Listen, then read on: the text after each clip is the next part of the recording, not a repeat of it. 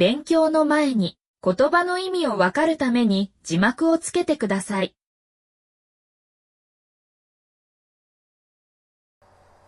先生。山田さんは日本語学校の先生です。学生。弟は学生です。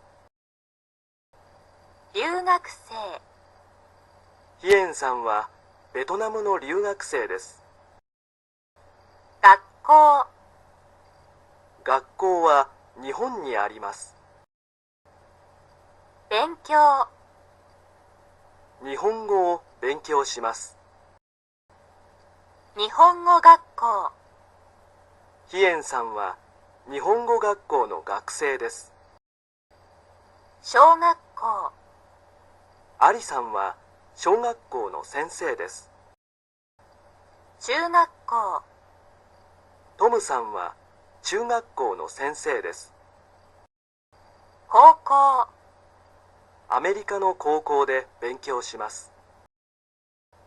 大学。スミスさんは大学の先生です。教室。先生は教室にいます。クラス。クラスに留学生がいます。行く。学校へ行きます。来る。先生が家へ来ます。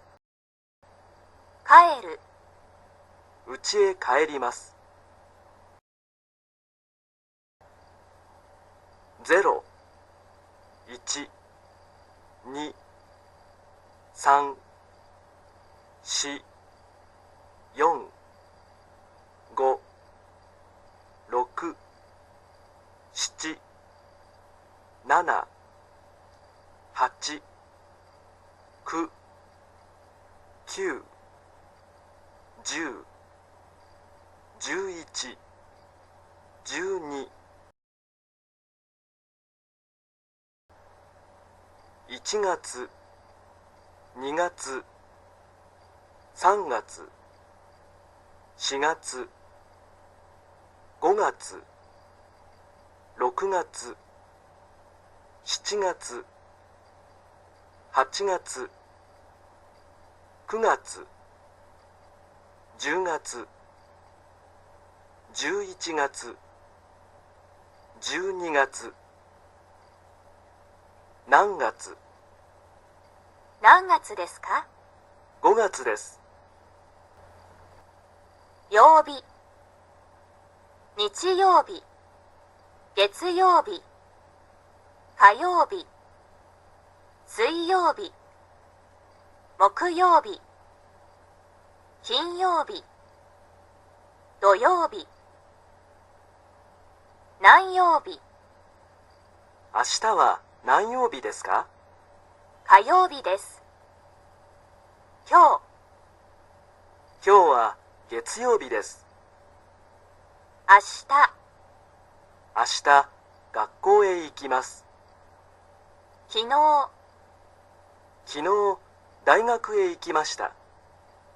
毎日、毎日、日本語を勉強します。週間、アメリカへ2週間行きました。ヶ月、日本語を1ヶ月勉強しました。年、韓国に5年いました。回、1週間に3回コンビニへ行きます。何回。1週間に何回行きますか2回行きます。アルバイト。土曜日にアルバイトをします。する。日曜日はアルバイトをしません。